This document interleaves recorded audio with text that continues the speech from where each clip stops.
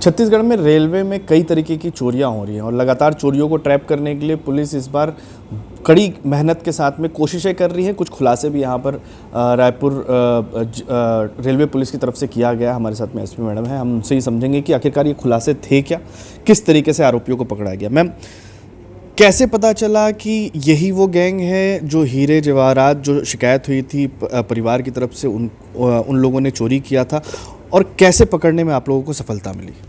ये देखा जाए तो एक तरीके से बिल्कुल ब्लाइंड केस था। जनरली रेलवे में चोरियां होती हैं, उनके रिकॉर्ड्स भी नहीं हैं, किसी भी थाने में कुछ ऐसा अवेलेबल नहीं है रिकॉर्ड की कौन चोर हैं। तो ये इसमें मेहनत बहुत ज़्यादा करनी पड़ी है टीम को। एक अलग से एक टीम लगाई, छोटी सी टीम लगाई जिससे चीज़ें ज़ाहिर ना हों। सबसे ज़्यादा परेशानी गई क्योंकि कोच में कैमरा नहीं था, जहाँ पर ये बोगी रुकती है वहाँ पर कैमरा नहीं था, तो हमें कोई आइडिया ही नहीं था कि किसने की, कौन लेकर गया।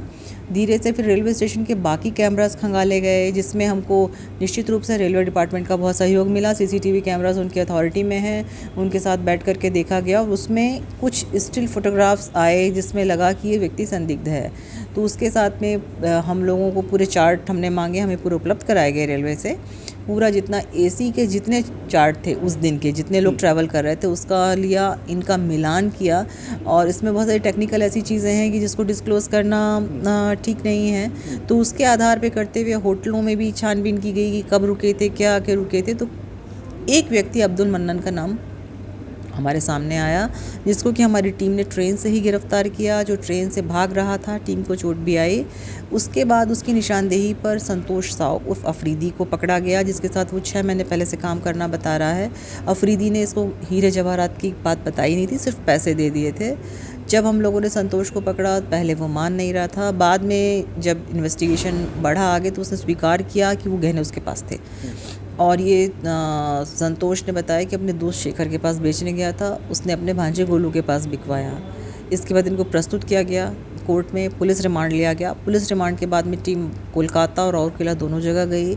शेखर को गिरफ्तार करने में सफलता मिली है हमको, और गहने जब्त हुए हैं, और गोलू अभी भी फरार है। मैम, ये जो शेखर है, क्या ये वाकई में कुछ पता चल पाया कि गहनों को इस तरीके से ये चोरी के गहने लेते हैं, वो बेचते हैं, और क्या करते हैं, उनका काम क्या है, उनकी प्रॉपर्टीज़ कितनी है? क्या अभी उस एंगल पर कोई जांच हो पाई है? अभी उस एंगल पर जांच नहीं हुई है। ये निश्चित रूप से आशंका है कि चोरी का माल खरीदने में ये बरसों से खरीद रहे हैं, ये और इनका भांजा। और क्योंकि जो एक चोर है वो जाके सीधे उनको बेच रहा है, पूछ रहे कहाँ से लाए हो, कहता नहीं बस लाया हूँ, तो ये अंडरस्टैंडिंग है कि ये चोरी का माल है। और वो इस माल को कम पैसे में ख़रीदना चाहता था, इसलिए इसने कहा कि मैं भांजे को बिकवाऊंगा, और उन दोनों ने निगोशिएट करके इसको कम पैसे में ख़रीदा, जो डिजिटल ट्रांजैक्शन में बात साबित भी है कि 11 लाख में लिया।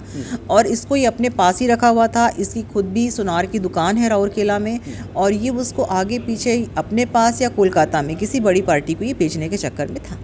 मैम, तो क्या पहले तो पब्लिक के लिए कि जो चोरियां हो रही हैं, और आप इसके अलावा भी कुछ गैंग अगर यहाँ पर काम कर रहे हैं, इससे पहले सासी गैंग की भी बात हो रही थी, तो क्या किस तरीके से लोगों को एक तरीके से अपने सुरक्षा का इंतज़ाम करना चाहिए? और क्योंकि जीआरपी या रेलवे पुलिस के पास में भी कई साधन ऐसे होते हैं, सीसीटीवी कैमरा होता है, कोच के अंदर लगा होना चाहिए, कोच के बाहर भी लगा होना चाहिए, स्टेशन पर भी लगा होना चाहिए, रायपुर, भिलाई, दुर्ग, रायगढ़ तक। तो कई परेशानियां आप लोग को हुई, कहीं पर कैमरे नहीं मिले, कहीं पर कैमरे काम नहीं कर रहे थे, कहीं पर कैमरे लगे भी नहीं थे। तो क्या हिदायत देंगी पब्लिक को कि किस तरीके से सुरक्षा रखें, और आप लोग की तरफ से आने वाले दिनों में क्या कुछ मॉनिटरिंग के लिए बेहतर व्यवस्थाएं की जा रही है? सबसे पहले तो मैं ये कहना चाहूँगी कि हम तो पब्लिक की सुरक्षा के लिए ही हैं, हमसे तो जो बनेगा वो हम कर ही रहे हैं। लेकिन एक निवेदन मेरा यात्रीगणों से है कि अपने सामान की सुरक्षा पर ध्यान दें। जैसे पुराने समयों में हम लोग जब ट्रेन में चला करते थे तो बाकायदा चेन लॉक करना ये एक रिचुअल होता था, कृपया करके उसको फॉलो करना चाहिए। साथ ही आप अपना मोबाइल और पर्स, जैसे चोर बता रहे हैं कि लोग अपना सामान अपने ऊपर ही या खुला ही रख के छोड़ जाते हैं, तो उनको ले जाने में बहुत आराम होता है। तो एटलीस्ट उसको ऐसे रखें कि आपको खींचने में कम से कम थोड़ी सी परेशानी हो तो आपकी नींद खुले। साथ ही आप अपने जो कीमती सामान है वो अपने सूटकेस में रखें, और सूटकेस भी आपका थोड़ा सा सॉलिड बॉडी वाला हो, जिसको कि आराम से वो काट ना पाए।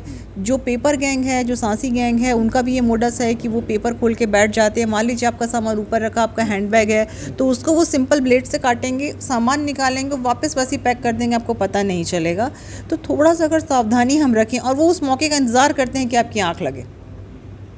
अभी तक जो देखा है ये समझ में नहीं आया है कि वो कुछ सुंघाते हैं। निश्चित रूप से वो असेस कर लेते हैं, अगर कोई शादी से आया है तो उसकी आँख थोड़ी देर में लग जाएगी, या रात का समय है तो इंसान सो रहा होगा, उस समय का फ़ायदा उठा करके वो सामान लेकर के निकल जाते हैं। मैम अभी तक पूछताछ में आप लोग ने ये भी बताया है कि उनको पता था कि एक महंगा पर्स है उनके पास में और उसमें जेवर भी होंगे, कुछ जेवर उन्होंने पहने भी थे, कुछ जेवर उनके पास में होंगे, ये असेसमेंट था उनको।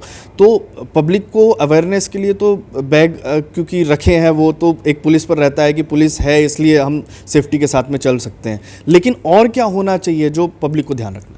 नहीं, देखिए अब ये तो सुरक्षा व्यवस्था मुहैया कराना तो पुलिस का काम है, तो जो भी पहन के चलना है वो तो वो चल ही सकते हैं।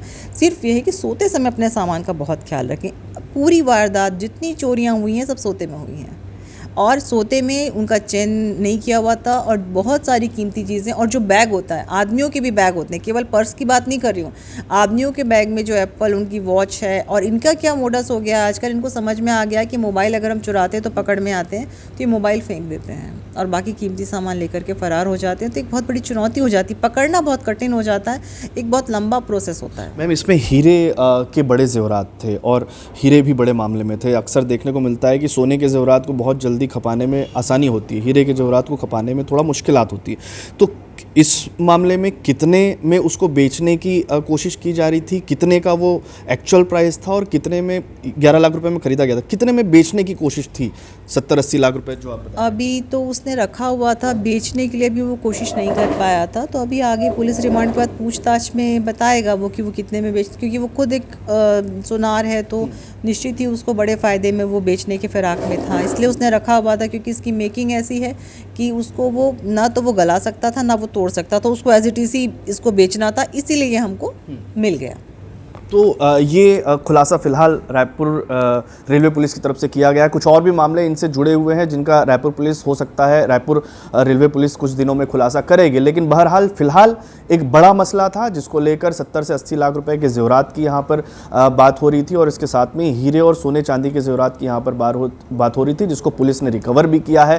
पूछताछ अभी फिलहाल जारी है, कुछ और भी नए खुलासे हो सकते हैं कि कुछ और भी गैंग इसमें शामिल हैं या नहीं, लेकिन फिलहाल एक बड़ी सफलता यहाँ पर रायपुर रेलवे पुलिस को मिलती हुई नजर आ रही है। छत्तीसगढ़ से TV9 के लिए अमित मिश्रा।